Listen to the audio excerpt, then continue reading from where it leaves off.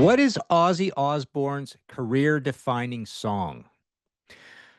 In the wake of Ozzy's death, and by the way, if you want to see my views on this and, discussion of his legacy, this isn't going to be the show. You can check out the obituary I wrote for our site, bravewords.com, and you could check out our Contrarians video that I did on that on the day that it all happened. And CBC News, I was on a Columbus radio station, a Winnipeg radio station. I did an interview for NPR, but I think that's going to be a written article. But yeah, CBC online, it was on the news, and I think it was on the radio as well. But yeah, I tapped out kind of a quick obituary, but you can check that out at bravewords.com. But this is a little discussion of what is Ozzy's career-defining song. We have a private email group. It's a bunch of industry people. I love being part of it. And what gets says there stays there. It's very confidential.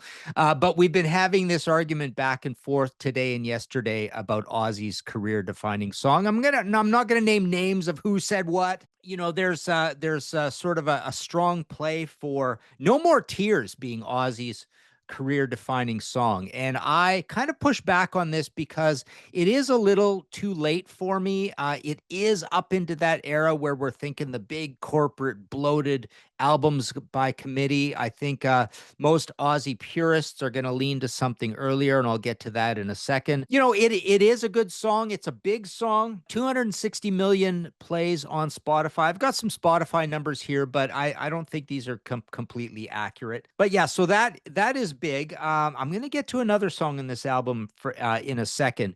We kind of dispelled the idea that it could or should be a Black Sabbath song, but who are we to decide? It just gets decided, and it just gets out there in the public consciousness. And I think a lot of people will point to Paranoid. I see the Spotify numbers there say 1.4 billion as we're doing this now.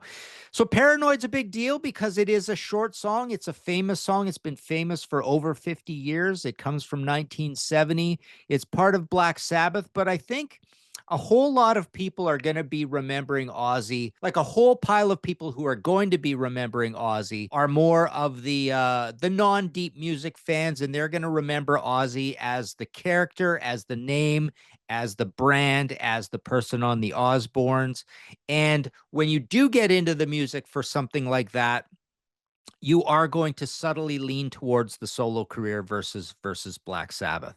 So I don't think, and it was articulately put that I don't think Ozzy's career defining song is or should be a Black Sabbath song. So maybe it's not Paranoid. Iron Man could be mentioned as well. Black Sabbath could be mentioned. So the leading, sort of candidates would be Crazy Train and maybe I Don't Know in second place. But Crazy Train seems to be that. It is 802 million plays. For some reason, I Don't Know is reading on Spotify. If you go to the actual Blizzard of Oz album, it's reading 17 million plays, which is pretty bizarre because everybody kind of knows that as a very famous Ozzy song. I would say a top 4 because I'm going to get to the song that I think is going to usurp this over time. And the reason I wanted to make this video, because I think it's kind of an interesting point. So I don't think it's No More Tears. I push back on that. I don't think it's I Don't Know. I don't think it's Paranoid. It very likely is Crazy Train. The reason it is Crazy Train as well, like, those in the know that Ozzy wasn't writing the lyrics, but Crazy Train really feels like an Ozzy lyric. And that's kind of the cool thing about Ozzy's career, in total. Most of the songs that you're hearing sound like they could have come from Ozzy's life view, his brain, his philosophy of life, his psychology, right? So that was, a deft thing done by later producers and things like that. But Bob Daisley mainly in the beginning, right? So that's really cool of Bob, that he was such a good lyricist, and he really, it seems like he was consciously matching things up for something that would come from Ozzy. Mr. Crowley notwithstanding, as I said in our private email group, I don't think Ozzy's ever burnt a single brain cell thinking about Aleister Crowley, right? Okay, so here's the deal. Crazy Train, super famous song. It's got that bouncy, weird, almost disco verse to it. It's got this great sort of transition into an interesting melodic chorus where you really hear Ozzy's personality, and then it ends with the punctuation. I'm going off the rails on a crazy train. Everybody knows it. It's played at sports events. It's just a super famous song. Now, the song that I think might have some legs to be taking over as Ozzy's career defining song is Mama, I'm Coming Home. So, number one, it was always going to be way up there, anyways. It's a very well known, sturdy, interesting enough chordally and melodically power ballad. It does come from the insipid, cynical power ballad hair metal years. The whole thing where there's power ballad. Here, you get a power ballad, you get a power ballad, you get a power ballad, you get a power ballad, right? You know, and Ozzy, we know Ozzy likes his ballads, he likes his Beatles, he has his romantic, tender side, right? So these things do line up with Ozzy. There's a lot of them over time. There's Dreamer. There's a pile of them, right? So the thing about Mama, I'm Coming Home, number one, it's off of a massive hit album and it was a massive hit song. But I think what's going to happen over time is Ozzy doing Mama, I'm Coming Home in the Ozzy set from Back to the Beginning is quickly becoming the most famous or the most poignant moment from that whole thing. Of course, given that he died 17 days later, was a big deal. But even before that, I think this was being pushed on YouTube, short clips of it, longer clips of it, as a defining moment. It's a very emotional moment. You can see he's emotional. Zach's there supporting him, all that. So I have a feeling that that is now, in light of his death, that song, the video version of that song from that concert, is going to become one of the most magical, historical live video audio moments of all time. It's going to be like Queen at Live Aid sort of thing, right? Or Metallica or Pantera in Moscow. I just love seeing both of those anytime they come up, right?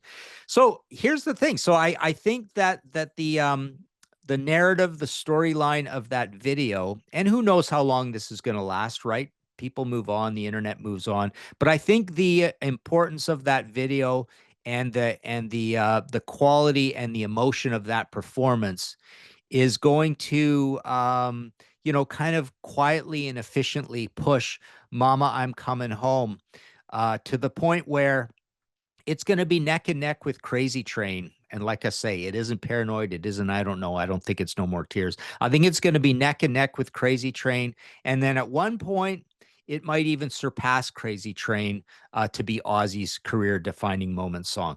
You know, of course, the other reason this can be a career defining moment song is everything I said earlier about wider pop consciousness. If you're not a massive fan, you can like a later 1991 power ballad from the band. It's obviously the song of the two that's going to bring in more women, and women are half the population. So all of this, I think, has a lot going for it. So it has kind of like a wind behind its back right now, whereas Crazy Train is just the most awesome, cool, Crazy Train that ever exists. It's just sitting there, being an amazing Ozzy song. But I think Mama, I'm Coming Home is being pushed forward, and it may surpass it. So there you go. Enough of my rambling about this.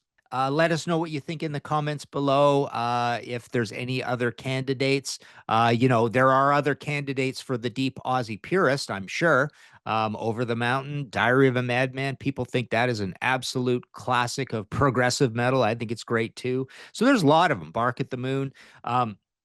I love Miracle Man. Miracle Man is just one of my favorite songs. I'm not going to say it's his career defining song, but anyways, like and subscribe, all that good stuff. Let us know what you think. This has been Martin Popoff for the Contrarians.